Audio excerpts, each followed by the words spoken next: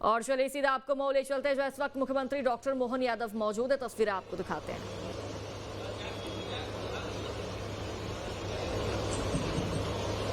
आज के भगवान परशुराम प्राकट्य उत्सव के मंच पर विराजमान भारत सरकार की मंत्री, आपकी यहाँ की सांसद श्रीमती सावित्री ठाकुर जी का जोरदार अभिनंदन करें।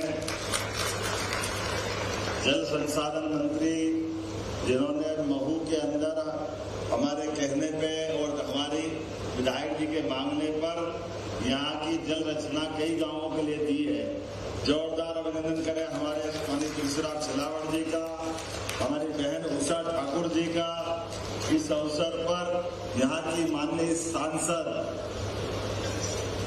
श्रीमती कविता पाटीदार जी, जोरदार अभिनंदन करें। राज्यसभा सांसद, उच्च वर्गीय सांसद।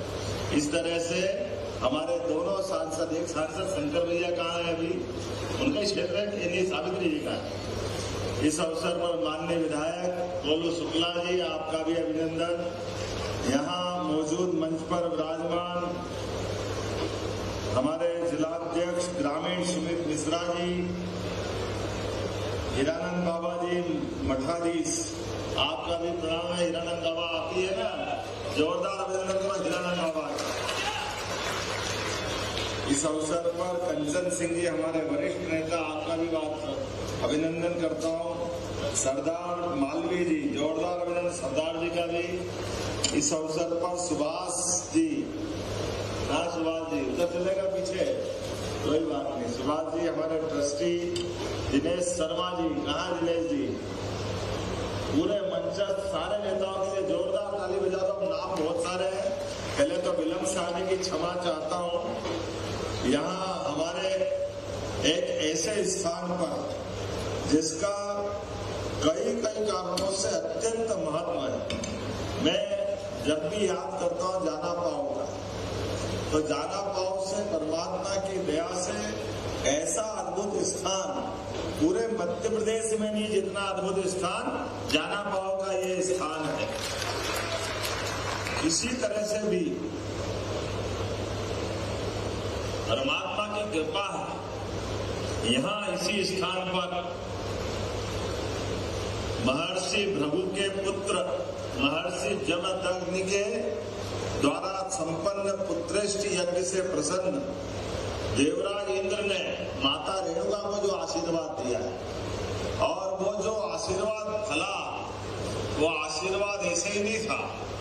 हमारे 7 चिरंजीवी हैं, उन 7 चिरंजीवी में से अश्वत्थामा बलिर्व्यासो, हनुमानस्य विभीषण, कृपः परशुरामस्य सप्तैते चिरजीविना।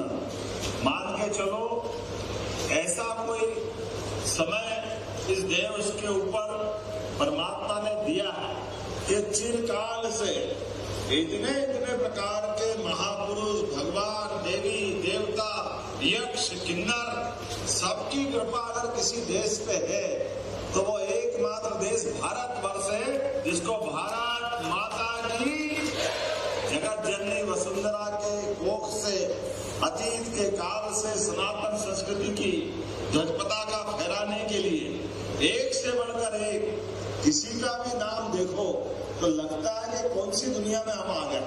अब अगर भगवान परशुराम जी की बात करें तो ये ऐसे हमारे देवता हैं जिनका भगवान राम के काल में भी शिव धनुष के माध्यम से महापहचान दिखाई देती है। भगवान राम ने शिव धनुष को भंग करके माता सीता का वर्ण किया, लेकिन धनुष के माध्यम से हमारी अपनी शक्ति का परिचय परशुराम जी से जुड़ता है। हम सब जानते हैं परशुराम जी ने क्रोध भी किया और लक्ष्मण को सावधान भी किया, लेकिन प्रभु राम पे आशीर्वाद भी लुटाया। ये हमारे वो परशुराम जी हैं जो हमारे अपने कई रूपों में कई कारणों से सदैव अन्याय के खिलाफ, अधर्म के खिलाफ अपनी लड़ाई किया भी कैसी। जब अधर्म बढ़ता, जो धर्मानुसार शासन चलते उनके लिए कोई चिंता नहीं, लेकिन जो अधर्म से, अनीति से शासन करता है, ऐसे प्रत्येक व्यक्ति के लिए काल की तरह वो अपने अभियान में निकलते हैं, पूरी पृथ्वी को एक बार नहीं, 2 बार नहीं, कोई 13 बार बताता, कोई 21 बार बताता, लेकिन हर बार धर्म की स्थापना के लिए, अधर्म के खिलाफ लड़ाई लड़ने का। और इतने उदार भी है, जब अधर्मियों से लड़ करके आते हैं, फिर जो मिला जुला सब रख दिया एक जगह और बैठे बैठे सबको बांटते रहते। जो भी आया सारा का सारा लुटा दिया इस अपने सनातन संस्कृति की उस भावना के आधार पे कि अपने इस संसार के अंदर कोई अपनी इस पृथ्वी माता के ऊपर इन व्यवस्थाओं के लिए कोई अभावग्रस्त नहीं होना चाहिए, कोई किसी कारण से कष्ट भी नहीं होना चाहिए। और सबको देते देते भगवान राम के काल में हमने धनुष देखा, भगवान कृष्ण के काल में सुदर्शन चक्र देखा। ये अद्भुत देवता है। भगवान राम को भी और भगवान कृष्ण को भी अगर अपने संसार में नई पहचान के रूप में स्थापित कराने के पीछे अगर किसी का आशीर्वाद है तो वो परशुराम जी है। जोरदार अभिनंदन करें अपने परशुराम जी का। आज उनका प्राकट्य दिवस है और परशुराम जी की भी परंपरा में उनके शिष्य भी द्रोणाचार्य के शिष्य कौरव पांडव में भी अर्जुन जैसा धनुर्धर अगर निकल कर आता है तो वो परशुराम जी की परंपरा से गुरु शिष्य परंपरा के आधार पर द्रोणाचार्य से अपना संबंध जोड़ करके उनके गुरु कौन थे? परशुराम जी, द्रोणाचार्य जी। लेकिन कर्ण की भी अगर किसी भी कारण से शिक्षा दीक्षा हुई तो उनके गुरु परशुराम जी। हमारे लिए सौभाग्य की बात है एक ऐसे अद्वितीय अलौकिक ऋषि को याद करके जो जीते जी देवता के रूप में जाना जाता है। जब हम उनकी बात करते हैं तो यहाँ अपने इस स्थान पर भगवान कृष्ण की लीलाएं भी वो हुई है जब परशुराम जी ने अपने प्रिय अस्त्र सुदर्शन चक्र को भगवान कृष्ण को दिया और भगवान कृष्ण ने उसके बलबूते पर योगेश्वर का रूप दुनिया को दिखाया, अपनी वीरता गंभीरता। भगवान कृष्ण के भी कठिन काल में जब सारे अस्त्र शस्त्र फेल हो गए तो उन्होंने सुदर्शन चक्र याद किया और सुदर्शन चक्र के बलबूते पर दुनिया के बड़े से बड़े अत्याचारी हम सब जानते शिशुपाल ने एक भी 100 गलती तक का आशीर्वाद भगवान कृष्ण से अपनी माता के माध्यम से लिया था। लेकिन जैसे 99 पूरा हुआ और 100वां गलती करी और भगवान ने उंगली ऊपर कर दी। जैसे उंगली ऊपर करी सुदर्शन चक्र आया। आज परशुराम जी के आशीर्वाद से परशुराम जी ने जीते जी आशीर्वाद दिया। राष्ट्र सफल कब होता है? जब शक्ति का अनुसंधान करना होता है। इस मुद्दे पर अपनी देश की सीमाओं के ऊपर जो कुछ कुकुरमुनी यहाँ की व्यवस्था यशस्वी प्रधानमंत्री के गणतांत्रिक व्यवस्था में लोकतांत्रिक व्यवस्था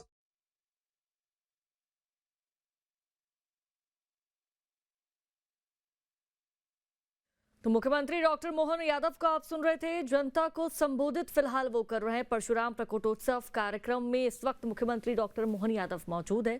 तमाम जो गणमान्य लोग हैं इस वक्त उनके साथ स्थित हैं और तस्वीरें मऊ से आपको सीधी तस्वीरें दिखा रहे हैं मुख्यमंत्री डॉक्टर मोहन यादव की। और देखिए परशुराम जयंती के अवसर पर मुख्यमंत्री डॉक्टर मोहन यादव जनता को संबोधित कर रहे हैं। 1970 के हटी पूरा कश्मीर राष्ट्रवादी विचार में शामिल हो गया। कश्मीर की विधानसभा में पाकिस्तान के खिलाफ कौन सा दल पक्ष का विपक्ष का बीच का सब पाकिस्तान को गाली बक रहा है। ये कारण क्या है? ये कारण भारत की बढ़ती ताकत, हमारी एकता, हमारी अखंडता और हमने समय पे जिस बात के लिए चेताया था इसलिए परशुराम जी याद आते हैं। हमने भी तय किया है इस धाम को परशुराम जी और भगवान कृष्ण की याद में अद्वितीय बनाया जाएगा। जो यहाँ के लोग चाहेंगे वो सब कुछ करेंगे। सरकार कोई किसी बात की कमी नहीं आने देगी, जो पैसे लगेंगे। लेकिन भगवान परशुराम जी का सुदर्शन चक्र वाला घटनाक्रम को रेखांकित करते हुए जैसा आप चाहोगे वैसा विकास करेंगे धूमधाम के साथ। अरे हमारा मालवा जगमगाने का समय आया। ये विक्रमादित्य काल वाला है, सम्राट अशोक के काल का। हर जिसका कभी अंत नहीं हुआ। ये सब अवंती क्षेत्र का महाजनपद का हिस्सा है। उस काल को पुनः जीवंत करने के लिए हमारी सरकार ने बहुत सारे काम प्रारंभ किए। इसलिए अब हमने भगवान परशुराम जी लेकर जब आगे बढ़ते हैं तो अपने आप में निर्भय होने का संदेश लेते हैं। जी के जी निर्भय होकर के समाज को निर्भय होने का संदेश देते हैं। जीवन तो क्षणभंगुर है, आएगा व्यक्ति जाएगा, कोई अमर नहीं रहने वाला। लेकिन परमात्मा की कृपा से भगवान कृष्ण ने जो 18 अध्याय की गीता का अपना पवित्र ग्रंथ दुनिया को सौंपा है, इसलिए हमारी सरकार ने तय किया है पूरे राज्य के अंदर गीता भवन बनाए जाएंगे। गीता भवन हर जगह हमारी संस्कृति की ज्ञान पहचान होना चाहिए। गीता भवन के माध्यम से हमारा वो ऐतिहासिक ग्रंथ घर घर तक पहुंचना चाहिए। हमारे माध्यम से कर्मों की शिक्षा देकर के इस नश्वर शरीर में हमारे लिए चेतना जगाने का मूल मंत्र जागना चाहिए। आज के इस अवसर पर जब मैं यहाँ आकर बोल रहा हूँ तो मुझे इस बात की प्रसन्नता है। हमारी बहन उषा ठाकुर ने कहा था कि नर्मदा की परियोजना इधर लाना पड़ेगी, बहुत दिन से अटकी पड़ी है। लेकिन हमने कहा चिंता मत करो, एक एक खेत एक एक गांव तक पानी पहुंचाएंगे, कोई खेत सूखा नहीं रहेगा। जहाँ जहाँ तक खेती होती है हर स्थान पर पानी, बिजली, सड़क, जीवन की सारी सुविधाएं, मूलभूत सुविधाएं। और इतना ही नहीं, हम तो दूध उत्पादन के लिए भी अपनी कामधेनु योजना के माध्यम से गोपालन को भी बढ़ावा दे रहे हैं। बोले गौ माता की, भगवान कृष्ण, भगवान राम, इनके लिए तो परमात्मा की दया से हमने अपनी संस्कृति की इस धारा को सरकार के साथ जोड़ के खड़ा किया है। हमने कहा है कि सरकार चलेगी तो धर्म के मार्ग में चलेगी। कुछ लोग कहते हैं आप धर्म की बात क्यों करते हो? अब मैं समझते नहीं, अगर धर्म की नहीं करूंगा तो क्या अधर्म की करूंगा? शर्म आना चाहिए। अरे धर्म की बात करेंगे तो संस्कृति पुष्पित पल्लवित होगी, हमारे लिए संस्कार जीवंत होंगे। ये हमारी संस्कृति इतनी अच्छी है, जियो और जीने दो की संस्कृति। सर्वे भवन्तु सुखिनः, सर्वे सन्तु निरामया। जब हम सबके सुख की कामना करते हैं तो संस्कृति के इस धर्म पे भगवान राम और कृष्ण की संस्कृति को कैसे छोड़ सकते हैं? आज के इस अवसर पर मैं जब यहाँ दूसरी बात भी करूंगा कि प्रकृति की भी अनुपम परमात्मा की कृपा इस पहाड़ी पर है। अभी यहाँ नदियों के नाम पूछ रहा था तो चंबल, बाप रे बाप, चंबल से यमुना जी का वेग गंगा जी तक जान डालने का काम कोई करता है तो चर्मनवती नदी चंबल के माध्यम से आनंद आता है। क्या चंबल की अपनी आनंद है और क्या मैया का कृपा। चंबल यहाँ रहती तो मालवा जैसी, और जैसे आगे बढ़ी तो ठाए ठाए पूरे चंबल के बीहड़ को बुझाती। क्या दुनिया है, हमारी माता की भी कृपा है। जैसे के साथ वैसा, अलग दौर में जाती, अलग रूप को पाती। और मैं वहां गया चंबल में, अरे चंबल मैया का जल विश्व की सर्वाधिक शुद्ध नदी के जल के बराबर उस क्षेत्र में होता है। मैं देख के आया हूँ घड़ियाल, मगर अगर पुनरुद्धार के लिए उनका अपना अस्तित्व बचाने के बड़े बड़े अभयारण्य की तरह प्रकल्प चल रहे हैं, तो आज उम्मीद कर रहे हैं वो समय वापस आएगा। और क्या नाम है चंबल की धारा से, क्या छिपराजी, क्या गंभीर, सब उसमें समाहित होकर के चंबल जब तक यमुना में नहीं मिले तब तो चंबल का अपना विकराल रूप अलग रूप से दिखाई देता। और जब चंबल के पहले बात करता हूँ तो गंभीर, चोरल, अजनार, दामनी, नशेड़ी, कारम, सुमरा, 7.5 नदियों का उद्गम है। मैं मान के चलता हूँ एक पहाड़ी पे एक साथ इतनी नदियों का उद्गम असंभव है। एकमात्र स्थान संभव है। सारे क्षेत्रों में जब हम काम कर रहे हैं तो ऐसे में चंबल के इस उद्गम स्थल को कैसे भूल सकते हैं? इस स्थान को भी उस रूप में ले जाया जाएगा जिसके कारण से दुनिया में इसकी महत्ता बने। आज के इस अवसर पर मैं एक बार फिर आप सबका अभिनंदन करता हूं। और ये परशुराम जी की जन्मस्थली वास्तव में अद्भुत है। इसके लिए जो बन सकेगा जरूर करेंगे। बहुत बहुत धन्यवाद। भारत माता की जय।